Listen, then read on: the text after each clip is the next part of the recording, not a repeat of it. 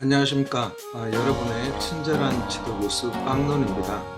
여기는 논문의 신 빵론 특강 강의실입니다. 이 영상을 통해서 학습할 주제는 이론적 배경에는 무엇을 담아야 하는가입니다.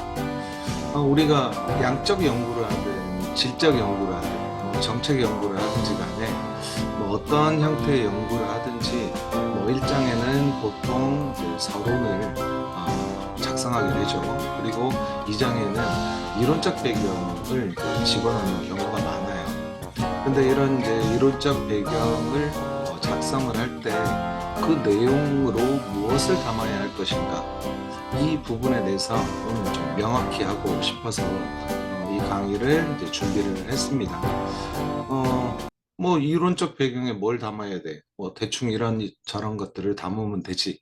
이렇게 이제 생각하시는 분들도 분명히 계실 건데, 우리가 감적으로는 이론적 배경에 이런 것 집어넣으면 돼 라고 생각은 하지만 명확한 어떤 개념 인식을 가지고 있지는 않은 것 같아요. 그래서 이 부분을 여러분들한테 좀 이제 명확히 좀 설명을 드려서 개념을 정립하는데 도움을 좀 드리고자 이 강의 영상을 지금 마련하게 됐습니다.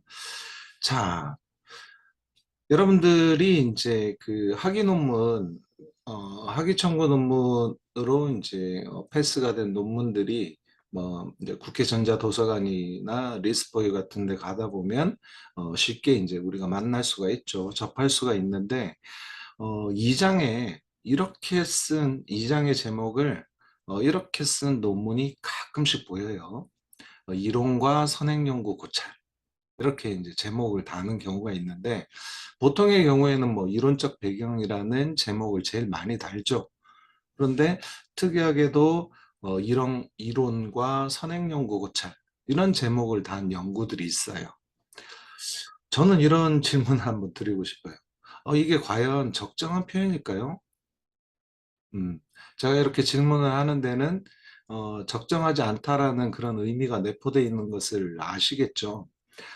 결론에 가서 이게 적정한 표현인지 여부에 대해서는 재차 제가 말씀을 드리도록 할게요. 또 다른 문제 제기를 한번 제가 해보려고 합니다. 자, 논문을 작성을 할 때 우리가 일반적으로 제2장의 이론적 배경이라고 정리를 해서 제시를 합니다.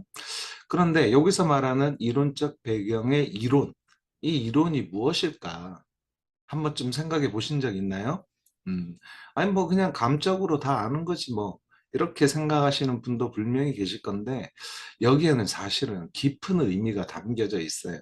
이걸 명확히 안다면은 이론적 배경의 이제 세부 목차나 또 그 내용을 구성을 할 때 어떤 내용을 분별적으로 구성을 해야 될지, 그걸 이제 정확히 알 수가 있다라는 겁니다. 그래서 이번 강의가 그런 면에서 도움이 될 수 있는 강의입니다. 그리고 또 이런 질문도 가능할 겁니다. 이 저명한 학자들이 주창하는 그런 땡땡 이론만 이론인 것인가? 이 질문에 대해서도 답을 하실 수 있을까요, 여러분들? 예를 들어서 아인슈타인의 상대성 이론, 또 아니면은 제가 나중에 예시로 설명할 때 쓸 그런 이론이긴 한데, 만유인력의 법칙, 이런 것만 이론인 것인가? 저명한 학자들이 주창한 게 아니면 이론이 아닌 것인가? 이론적 배경에서 얘기하는 그 이론이 아닌 것인가? 이런 의문을 혹시 가져보신 적이 있나요? 저는 오래전부터 갖고 있었습니다. 그래서 이런 개념을 이제 한번 정리를 해본 거고요. 또 이런 질문을 할 수도 있죠. 논문을 살펴보면은 이론적 배경에 왜 그 저명한 학자들이 제시한 이론만 정리되어 있진 않죠. 선행연구 결과들이 같이 이렇게 제시가 되어 있잖아요. 이상하네.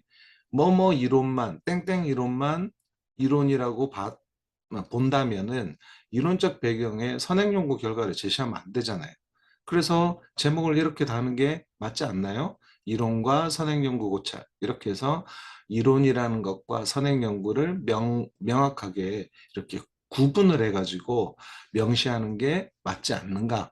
근데 왜 대부분의 논문에서는 이 장의 제목을 이론적 배경이라고 그렇게 제시를 할까? 좀 의문스럽지 않나요? 음. 이제 제가 이런 얘기를 하니까 갑자기 의문이 생기셨을 거예요. 그런 의문을 오늘 하나씩 풀어가고 해결하는 그런 시간이 되었으면 합니다. 자, 먼저 이론적 배경이 뭔지 그 개념부터 한번 살펴봤으면 좋겠어요. 그리고 구성 요소는 또 뭐가 있는지 그런 것도 한번 살펴봤으면 하는데 제가 뭐 제 강의 영상에서 뭐 한 번씩 말씀드리는 내용이지만 제가 하는 많은 얘기 중에 이제 우리 통계서적이나 논문 작성법이나 이런 데 안 나오는 얘기가 굉장히 많아요. 제가 오랫동안의 이제 실무적 경험을 바탕으로 정립한 그런 내용들이 많습니다. 뭐 그래서 이게 어디에 나와 있습니까? 라고 이야기를 한다면은 제가 만들어낸 그런 개념인 거예요. 근데 뭐 말도 안 되는 소리를 하는 건 아니고 말이 되는 그런 얘기를 하는 거니까 여러분들이 뭐 의심을 하거나 그러실 필요는 없을 것 같고요. 아무튼 제가 정립한 개념인데 이론적 배경은 이런 정의를 저는 갖고 있다라고 생각을 합니다. 뭐냐면은 논문의 주제를 뒷받침하는 그런 학문적 근거가 이론적 배경이다. 이런 이론적 배경이 정확하게 구축이 되어 있지 않다면 근거가 불분명한, 불명확한 그런 논문이 되는 겁니다. 그래서 이론적 배경이 반드시 필요한 거고 이론적 배경은 논문에서 굉장히 중요한 역할을 한다는 겁니다. 그리고 이론적 배경은 뭐 다른 말로 또 표현을 하자면은 이 논문의 주제를 뒷받침하는 그런 이론과 선행 연구 결과를 이론적 배경이라고 할 수 있습니다. 그런데 여기서 이론적 배경이라고 했을 때 이론과 여기서 말하는 이론은 조금 개념적으로 달라요. 이거는 광의 개념이 될 수 있고 이거는 여기서 말하는 이론은 협의의 개념으로서 이론이 될 수가 있어요. 그래서 이론적 배경이라고 했을 때 이 구성 요소는 협의의 개념으로서의 이론과 선행 연구 결과를 합쳐서 이론적 배경이라고 하는 것입니다. 그러면은 여기서 말하는 이론에는 이 광의 개념으로서 이론에는 협의 개념으로서의 이론도 포함을 하고 선행 연구 결과도 포함한다라고 볼 수가 있는 거죠. 그렇다면은 이 협의 개념으로서의 이론과 선행 연구 결과는 어떻게 다를까? 이 두 개념 간의 차이는 일반화의 가능성에 있습니다. 일반화의 가능성이 높으면 그게 이론인 것이고 일반화의 가능성이 상대적으로 낮으면은 선행 연구 결과라고 볼 수가 있는 거예요. 이 일반화 가능성은 뭐 이 이론의 개념에 대한 사전적 정의를 통해서 충분히 확인을 할 수가 있어요. 우리가 뭐 사전을 이렇게 찾아보면요. 이론의 개념이 이렇게 정의가 되어 있습니다. 사물의 이치나 지식 따위를 해명하기 위하여 논리적으로 정연하게 일반화한 명제의 체계가 이론입니다. 굉장히 좀 어려운 말이 많이 들어가 있죠. 근데 여기서 중요한 것은 일반화입니다. 일반화. 일반화할 수 있으면은 그게 이론인 것입니다. 일반화라는 것은 뭐죠? 뭐 어떤 상황이든 어떤 사람에게든 어느 곳이든 동일하게 적용이 될 수 있는 그러면 그게 일반화를 갖추게 되는 거죠. 이런 일반화가 갖춰져 있는 것이 그런 지식 체계가 바로 이론인 겁니다. 이론. 그렇다면은 선행 연구 결과는 뭐라고 할 수 있느냐? 일반화 가능성으로 두 개념의 차이를 구분할 수 있다. 두 개념을 구분할 수 있다라고 했잖아요. 그렇다면 선행 연구의 결과는 상대적으로 이론에 비해서 협의의 개념으로서 이론에 비해서 일반화가 덜 된 거다. 그게 선행 연구 결과라고 볼 수가 있습니다. 이 일반화가 덜 된 것, 조금 더 설명을 구체적으로 드려볼게요. 이해가 안 가시는 분도 계실 수 있으니까요. 자, 우리가 잘 알고 있는 그런 이제 뉴턴이 주창한 법칙이 있죠. 그게 뭐죠? 만유인력의 법칙이잖아요. 여기서 말하는 만유라는 것은 우주에 존재하는 모든 물체를 얘기를 하는 겁니다. 그런 물체들은 뭐죠? 인자는 끌 인자잖아요. 서로 끌어당기는 힘을 가지고 있다라는 게 만유인력의 법칙이잖아요. 여러분들도 제가 이렇게 설명을 안 드려도 잘 알고 계실 거예요. 그럼 그런 힘은 어떻게 계산이 되느냐? 뉴턴이 이렇게 제시를 한 겁니다. F는 G 곱하기 R 스퀘어 분의 M1 곱하기 M2 이렇게 이제 정의를 내린 겁니다. 여기서 G는 뭐 저도 정확히는 잘 모르지만 예전에 배웠던 기억을 더듬어 보면 그냥 만유인력 상수인 거죠. 그리고 어떤 두 개의 물체가 질량을 가진 물체가 있으면 그것에 이제 질량 값이 있겠죠. 그걸 이제 서로 곱하는 거고 이거는 이제 거리를 얘기하는데 그런 이제 만유인력 상수에다가 이제 두 물체의 질량을 곱하고 난 뒤에 그 두 물체의 거리의 이제 제곱으로 나누게 되면은 그 끌어당기는 힘을 계산할 수 있다라고 하는 거죠. 이런 식이 어디에도 어디에서도 뭐 다 적용이 되는 거죠. 그러니까 지구 안에서만 적용되는 것도 아니고 지구 밖에 나가가지고 어떤 행성 간의 관계에서도 또 뭐 이런 태양계 내에서 뭐 적용도 다 가능한 거고요. 지구하고 달과의 관계에서도 적용이 가능한 거죠. 달이 지구를 뱅글뱅글 돌잖아요. 지구 주위를요. 그렇게 도는 것도 결국은 뭐죠? 이 만유인력의 법칙으로 설명이 다 가능하다는 겁니다. 제가 지금 무슨 얘기를 하는 거죠? 어, 어디에서든 적용이 다 동일하게 적용이 가능한 거잖아요. 이 F 값이. 그러면 이건 뭐죠? 일반화가 되어 있는 거죠.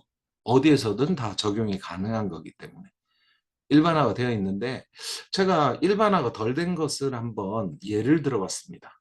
자, 어느 경제학과 대학원생이 이런 의문을 가지고 있어요. 만유인력의 법칙에서 어떤 아이디어를 얻은 거예요. 그래, 돈이 돈을 번다는 그런 말이 있는데, 과연 돈도 또 다른 돈을 끌어당길까? 이렇게 끌어당긴다면 이것도 뭐죠? 돈에서 존재하는 만유인력의 법칙이 생겨나는 거겠죠. 그래서 이제 이런 것을 검증하려고 실증 자료를 이제 수집을 해가지고 분석을 해봤어요. 분석을 해봤더니만 한국에서 그렇게 나오는 거예요. 미국에서도 오케이, 호주에서도 오케이, 예, 인도에서도 오케이. 다 이렇게 통하는 겁니다. 그런데 가나라는 나라에 가서 이런 이제 돈이 돈을 끌어당기는 힘을 가지고 있는지 실증 분석을 해봤어요. 자료를 수집해서. 그런데 결과가 no, no인 거예요. 가나에서는 아닌 거예요. 그럼 뭐죠? 이렇게 많은 나라에서 돈이 돈을 당기는 것이 실증이 됐다고 하더라도 어느 한 나라에선 그렇지 않은 결과로 나왔으면 일반화가 덜 된 거죠, 이거는. 요만큼은 가나를 제외한 다른 나라에서는 일반화, 뭐 이 정도의 나라에서는 일반적으로 이런 결과가 도출이 됩니다. 라고 일반화가 됐다라고 주장할 수 있을지 모르겠는데 가나를 포함을 했을 경우에는 일반화가 덜 된 겁니다. 어느 지역에서는 이런 돈이 돈을 끌어당기는 그런 법칙이 성립이 안 될 수도 있으니까요. 그럼 법칙이라고 볼 수도 없는 거죠. 그냥 하나의 명제일 뿐인 겁니다. 자, 이렇게 일반화가 돼 있는 것과 덜 된 것의 차이를 여러분들이 구분하실 수 있겠죠. 그러면 일반화가 이렇게 되어 있는 것, 이걸 뭐라고 한다고요? 협의 개념으로서 이론이라고 합니다. 이론. 그리고 이렇게 일반화가 상대적으로 덜 돼 있는 것, 이런 걸 뭐라고 하죠? 선행 연구 결과라고 하는 거예요. 이런 일반화가 완전히 되어 있는지 덜 되어 있는지를 가지고 이론과 선행 연구 결과를 구분할 수가 있습니다. 자, 그렇다면은 이 일반화가 덜 된 것은 학술적 가치를 어떻게 담보할 수 있는가? 이런 의문이 있는데, 이런 이제 아까 이런 연구를 했죠. 어느 경제학도가. 그러면 이런 비슷한 연구를 누군가 다른 또 뭐 경제학과 대학원생, 뭐 경제학과 연구원, 뭐 경제학과 교수, 뭐 그 외에 또 다른 학과에 있는 경제학과의 유사한 뭐 이런 것에 대해서 의문을 가질 만한 그런 유사 전공학과에서도 뭐 계속 관련 연구를 수행할 수 있겠죠.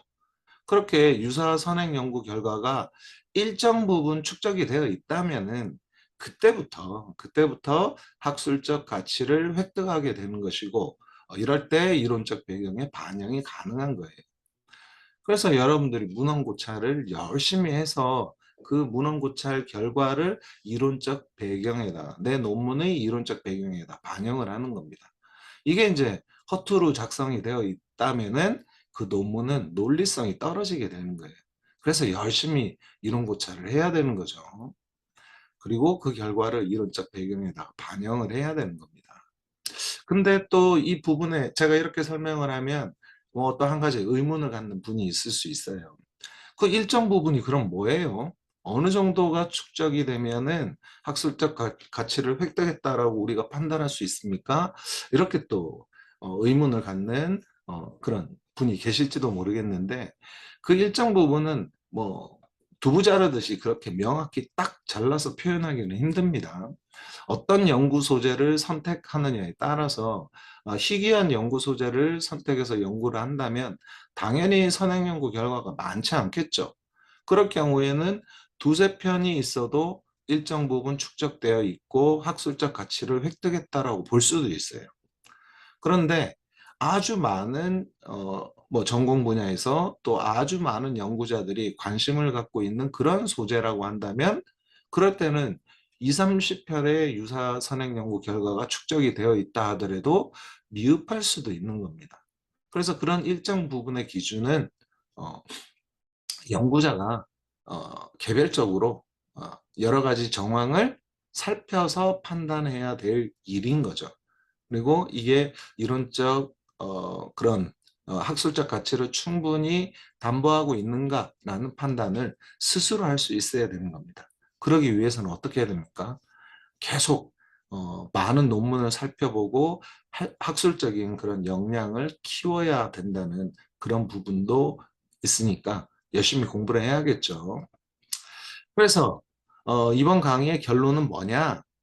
결론을 한번 말씀을 드리려고 하는 겁니다. 자, 이론적 배경에 담아야 하는 것은 이론과 선행 연구 결과입니다. 여기서 말하는 이론은 일반화가 되어 있는 것. 그래서 아주 저명한 학자들이 주창하는 그런 개념, 또 그런 여러 가지 설명, 이런 것들이 이론인 것이고요. 그리고 선행 연구 결과도 일반화가 덜 된 것이긴 하지만 일정 부분 어, 학술적 가치를 담보할 수 있을 정도로 유사한 선행 연구 결과가 충분히 축적되어 있다면은 이 선행 연구 결과도 이론적 배경에 담을 수가 있게 되는 겁니다. 그럼 처음 제가 제시한 제목 있잖아요. 이론과 선행 연구 고찰이라고 했을 때 이 표현이 적정한 표현이냐? 아니라는 거죠. 왜냐하면 선행연구 고찰도 일정 부분 유사 선행연구가 축적이 되어 있다면은 학술적 가치를 인정을 받을 수가 있는 거예요. 그러면 협의의 개념으로서 이론과 대등한 위치에 있다라고 볼 수가 있는 거거든요. 그러면 결국은 이 제목은 어떤 의미를 주냐면 이론과 이론 고찰 이런 이제 동의어를 반복하는 것과 같은 느낌을 주게 되는 겁니다. 그래서 사실 이렇게 제목을 쓰면 안 되는 거죠. 그래서 대다수의 논문에서 이론적 배경이라고 이렇게 적혀 있는 겁니다. 이론과 선행연구 고찰이라고 적은 논문은 뭔가 좀 제가 지금 이 강의 영상을 통해서 설명하는 여러 가지 개념을 이해를 못하고 있기 때문에 이런 개념을 쓰는 거예요. 사실 좀 안타까운 부분이기도 해요. 이런 제가 이 강의를 통해서 설명한 그런 개념을 명확히 알고 있는 분이 지도 교수님이라면 이런 제목을 쓰면 안 돼. 이론적 배경이라고 써야 돼. 라고 지적을 해줄 건데 또 아니면은 심사위원 교수 중에 제가 오늘 설명을 드린 그런 제방 개념에 대해서 이해를 하고 있는 분이라면 이걸 지적을 하겠죠. 이런 제목은 잘못된 제목이야. 근데 심사위원도 아무도 지적을 안 했을 거고 지도교수도 지적을 안 했으니까 이런 논문이 발표가 되는 거잖아요. 이런 제목으로 2장의 제목을 단 논문이 발표가 되는 건데 그런 부분이 좀 아쉬워요. 네, 이 강의를 듣는 여러분들은 이렇게 제목을 달면 안 된다. 그렇게 꼭 숙지를 하시고 기억에 두시고 이론적 배경은 그냥 2장의 제목은 이론적 배경으로 달면 됩니다. 그리고 그 이론적 배경 안에 구성해야 될 내용이 협의 개념으로서 이론이 있고 이거는 저명한 그런 학자들이 주창한 그런 내용들인데 일반화가 되어 있는 그런 명제들 이게 이론이다 라고 이해를 하시면 되고 일반화가 좀 덜 되기는 했지만 유사 연구가 충분히 축적이 되어 있어서 학술적 가치를 획득한 그런 것들의 결과를 선행 연구 결과로 제시하면 되는구나 이렇게 정리를 하시기 바랍니다. 자, 오늘 강의는 여기서 마치겠습니다.